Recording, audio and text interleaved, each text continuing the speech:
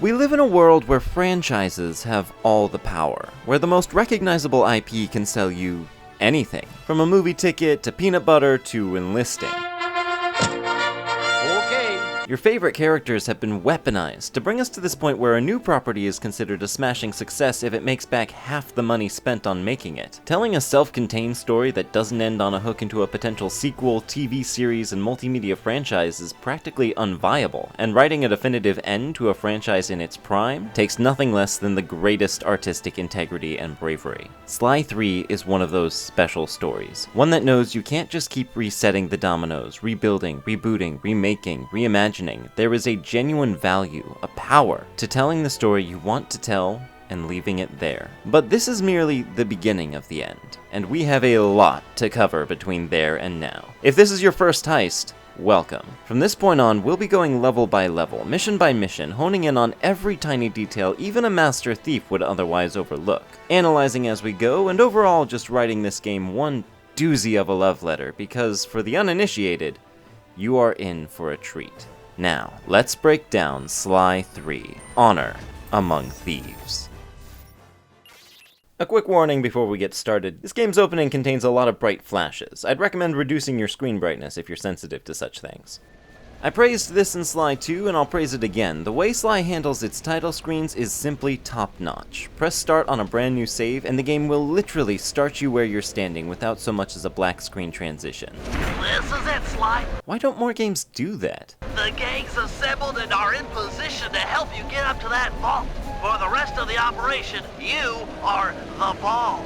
Roger, Bentley. I'm starting my approach. Getting over these fortress walls shouldn't be a problem. Look, we're running 5x5 here. Make sure everyone's in sync. I hear that. Artillery, sure you can make that shot? So this intro deliberately leaves us with a lot more questions than the first two games. Whereas before we were in cultural hubs, familiar territory, now we're somewhere. Backed up by some people, here to steal something. Alright, it's the crime of the century and the ball's in motion. What's going on here? Who are these people? Why isn't this first area built to give me a chance to play and experiment with Sly's controls? Why did YouTube add that pink highlight to the video progress bar? Despite all the questions, the tone remains confident, Sly's signature style. It doesn't matter what we do or don't know, we are a master thief. Let's do our master thief thing.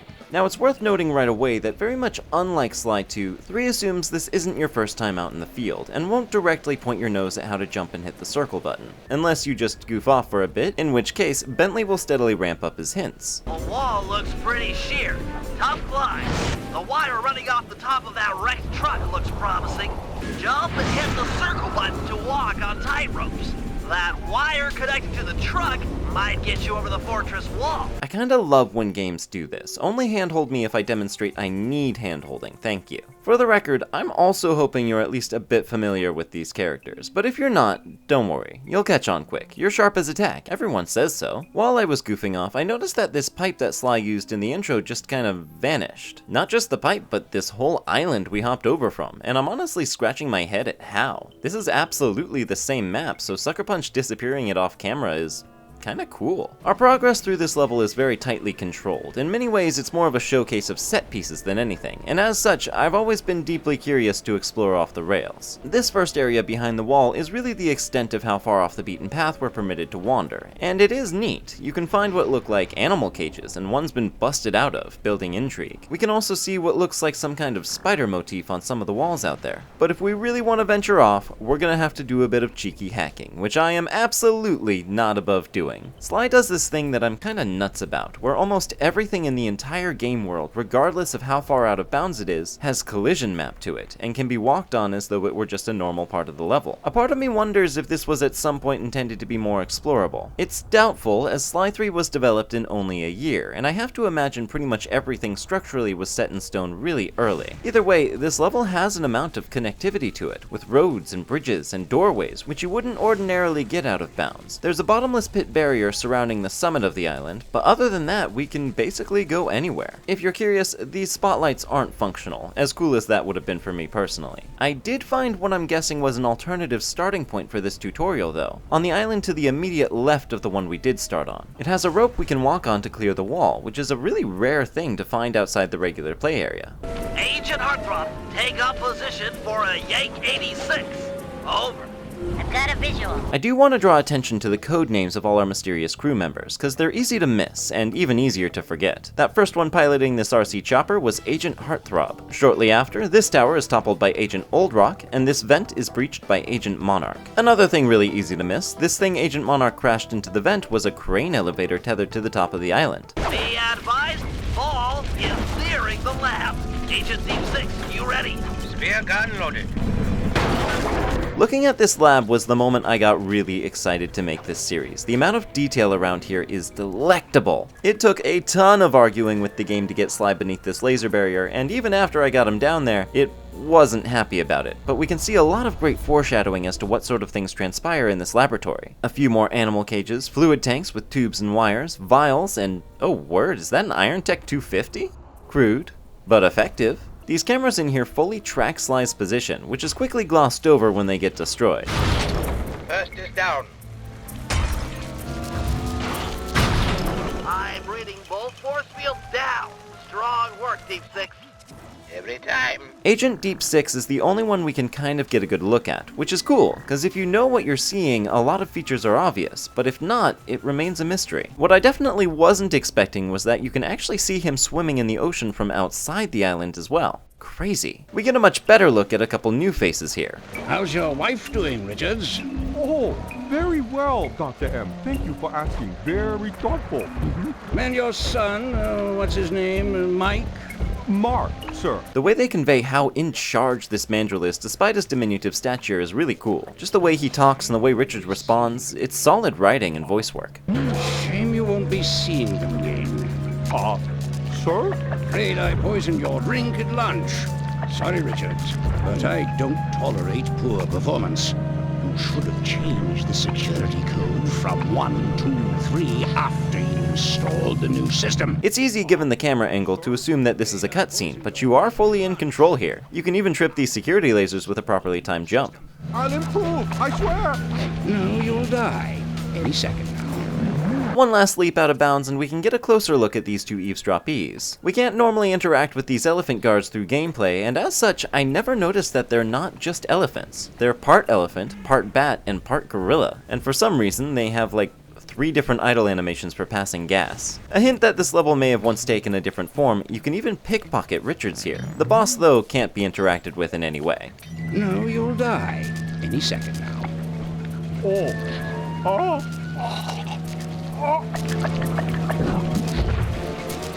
Yes, water leaking into the lab. I'm on my way down. Oh, and get a janitor for the lab elevator. Richards got sloppy. So, there's nothing up here. So I guess the conversation went, "Hey Richards, can I have a word with you?" "Oh sure boss, we'll step right over here." No dear boy, let's head up to the watchtower. The view is excellent." Really cool story beat introducing us to the villain this way. There's only been a handful of other instances where we actually get to see a villain doing villainy throughout the series, and even among those, this feels like the most personal and dispassionate instance. Moreau was counting the seconds remaining in this guy's life while inquiring about his wife and child. It paints a pretty gruesome image if you think about it, even if the actual on-screen violence is pretty child-friendly. Even without cheating, it's possible to get onto the roof of this tower, and much like the lasers, these arcs of electricity are fully hazardous hazards. We can get another solid view of the island from up here, but it's quickly interrupted by... As a master thief, I'm frankly embarrassed to be tripping this degree of security. Come on, we were doing so well getting this far. Thankfully, these things have legendarily bad aim.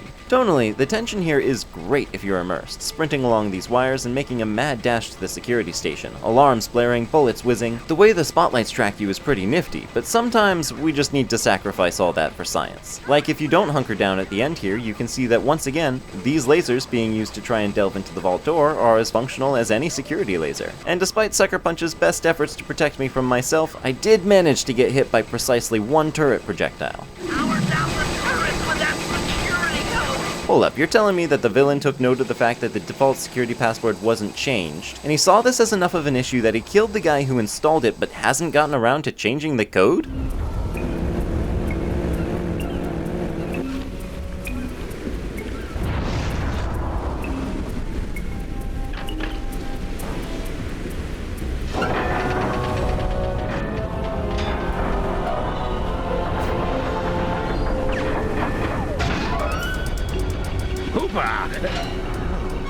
You must be Sly Cooper, the new keeper of the cave. Oh, how I long for this. Nice entrance, my main Mandrill. Some more intrigue, some more questions. I love that we get one more letter after Cooper! My guess is the next word was about to be how. No, my naive boy, you're trespassing. I've got the key to this island. This fortress is mine. Everything here is mine, which now includes the key to the vault. Hand over that king. Sorry, pal. Family heirloom. Buy a knockoff at the gift shop. Now, unlike the security towers, our flying friend is actually shooting to kill. His shock missiles draw a clear parallel with the law inspector who chased us through the tutorial levels of the first two games. But now, the complete lack of familiarity from Sly's direction puts us a bit more on edge. Not to mention, if we had the agility advantage against Miss Fox, this guy's jet glider clears that gap pretty effectively. Weak, Sly. I expected more. Something I don't want to gloss over, this rope's far anchor has moved. Obviously to make our path back a bit clearer, but we can see its old anchor too. This was probably the same trick used to disappear that pipe on the dock, but it's pretty slick, I gotta say. Used to great effect once we jump back down to the lab. This feels pretty climactic. I love how the consequences of our infiltration methods sort of come back to bite us here. Things have clearly gone very awry, our tail between our legs and no real idea how it even got this bad. That feeling capped off by... There's no escape, Cooper. a monster even bigger than Clockwork, and look how little damage we inflicted before he countered. God, we're in trouble. He's gonna eat me! It's not working! Save yourself! If he wants to eat this!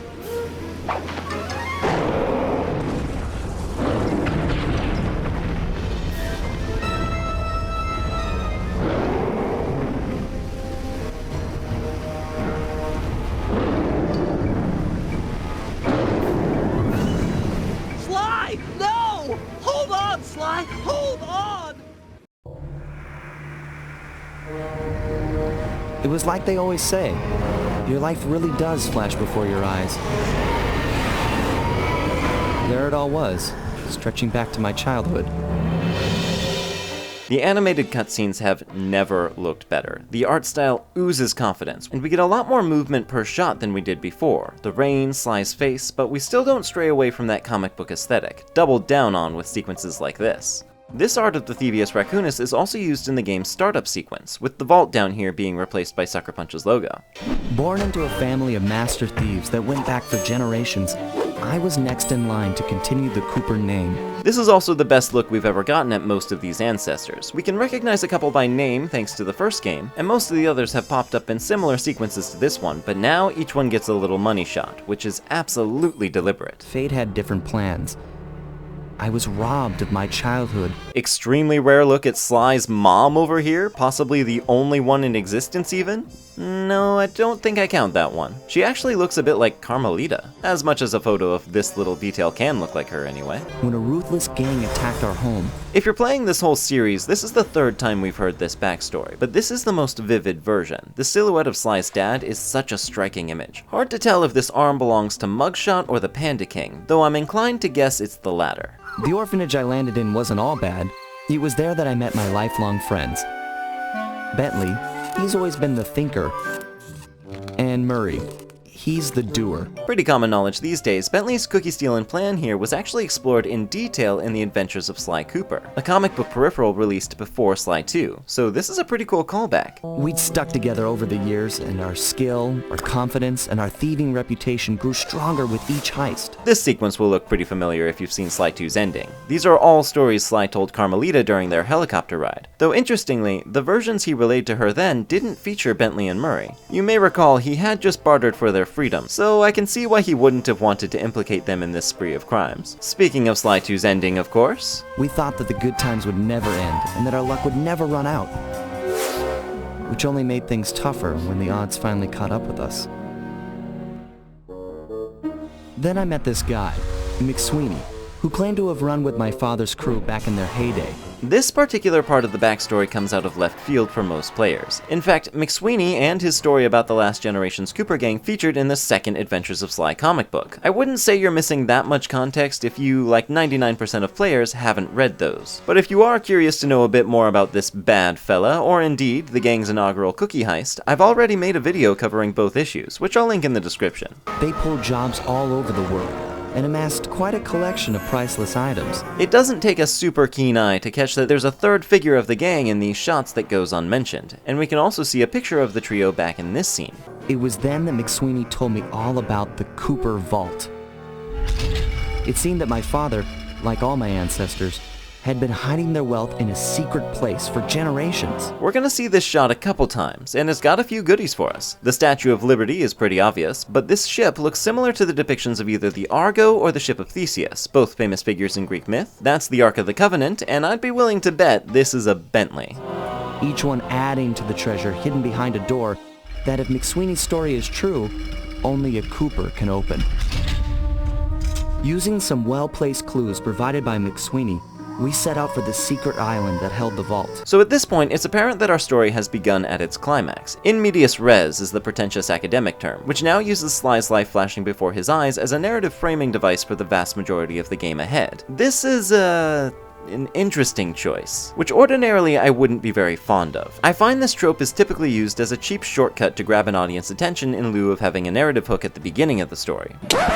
Yep, that's me. But I don't get that impression from Sly. If this tutorial mission had instead been something a bit more similar to Sly's prior forays, say, the process of breaking into prison to meet McSweeny, I think we'd have lost something. There's an impact to doing things this way 3 games in, breaking away from the established status quo. In fact, one of the major themes of this introduction is change. There's that feeling in the face of what's familiar, Bentley, sneaking past security, a gang at your back, that everything is different. Bentley's wheelchair, tripping security alarms, this gang is over double the size, and even the fact that we've started at the end adds to that feeling. Perhaps most significantly, for the infiltration, we're seeing the team operate at the top of their game, and for once, Sly feels like a much smaller part of it. You may even find yourself feeling a touch left behind by all this, and that is absolutely by design. On arriving, we discovered someone by the name of Dr. M had already set up shop.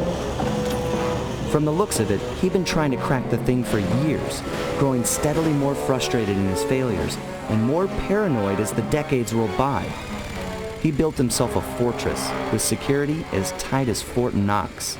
Dr. M's name is never expanded upon, though there is precedent for one species being their last name, so it's entirely possible that this could be Dr. Mandrill. But it's also worth considering that there are several parallels between everything we've seen so far and the H.G. Wells novel The Island of Dr. Moreau, which we'll go further into later on. But I feel it's not a stretch to assume that this plainly mad scientist gets his name from one of the literary greats.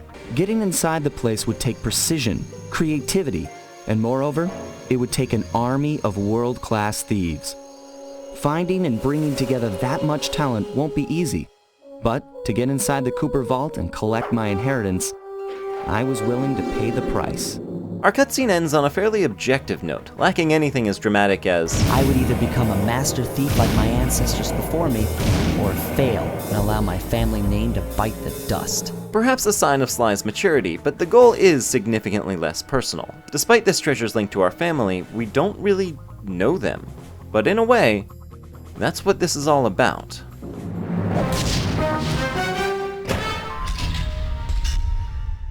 It's a strong first impression, but the way they chose to follow it up baffles me. Remember like 15.5 minutes ago when I mentioned how much I liked the lack of hand-holding throughout the tutorial? It's really organic, like if you've got it, you've got it. And even if you are in full sequelitis mode, like, I don't know what to do. then the game's still got your back, and boom, you learn to cross the thin wire with blue sparkles. Pow! This one looks the same, but you jump on it and you slide down like it's slippery. Seconds later, you come across a thin ledge with blue sparkles, and bam! Just like that, you understand that these thieving opportunities are contextual. Then the game rocks up and slams a pair of training wheels on you and tells you you can't take them off until you can ride straight.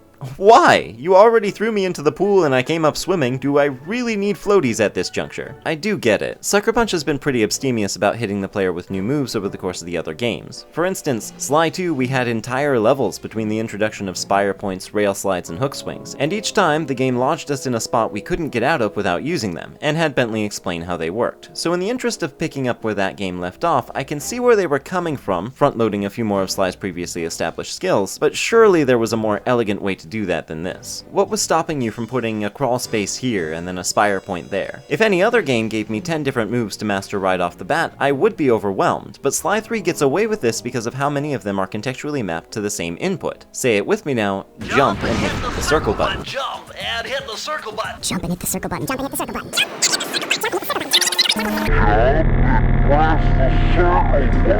So I'd argue that even if you felt the need to include this mandatory training room, you did not need to go over any applications of the blue sparkles. Give me a quick rundown of a few less self-explanatory mechanics like the stealth slam or Bentley's sleep darts and let me move on. That's not even to mention the weird narrative implications of the gang just having this warehouse stuffed with crazy mechanisms, and guards that are definitely being held here against their will. It kinda shoots any feeling that we're the underdogs in the foot. A lot of the Sly fandom just kind of pretends this whole thing doesn't exist, and so should you. And speaking of things that shouldn't exist, you may have noticed that the Binocucom graphic looks horrendous. Most of the footage I've been showing so far has either been from the PS2 original version or PS3 footage that I've edited to keep these little, let's call them oopsies, from distracting from any given visual. But now they're getting my full attention. The PS3 quote-unquote remaster comes to us quote-unquote courtesy of Sanzaru, and while I respect the quote-unquote effort, these are some of the laziest ports I've ever seen, and Sly 3 got it the worst. Look, the turrets are literally flickering. How did you even break that? I find most of this more embarrassing than anything. Like,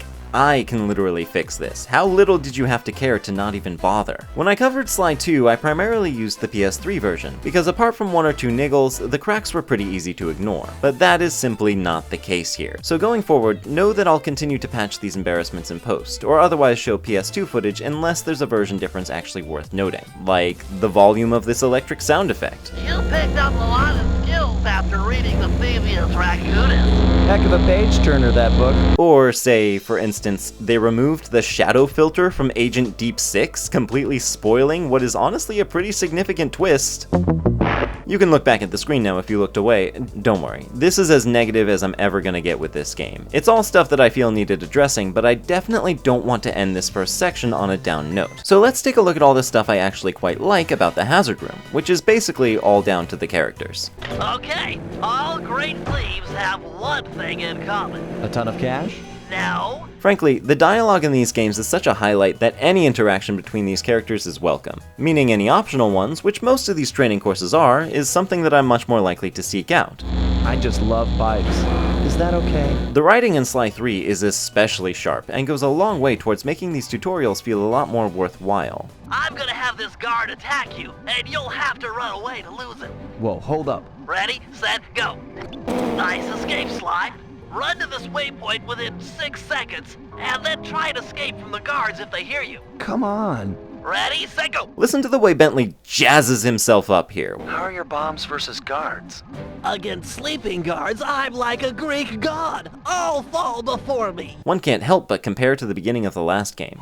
Its impact will shake the nightclub's front peacock side loose from its mooring. Look, I can't talk now. I've got to keep moving, keep safe. You might assume that the accident that cost him his legs would leave him cowed and undo much of the progress he made up to that point, but if anything, it seems to have had the opposite effect. With a zoom function and nerves of steel, I'm ready for anything. Bentley's quicker, tougher, more versatile, and more confident in his souped-up wheelchair than he ever was outside of it. Not to mention, this is just kinda badass. How many games can you name where one of the playable protagonists is paraplegic? If Sly 3 is not the only one, it was almost certainly the first, and a solid decade before representation in games was that much of a talking point. Don't ever change, Sucker Punch. That's it, I give.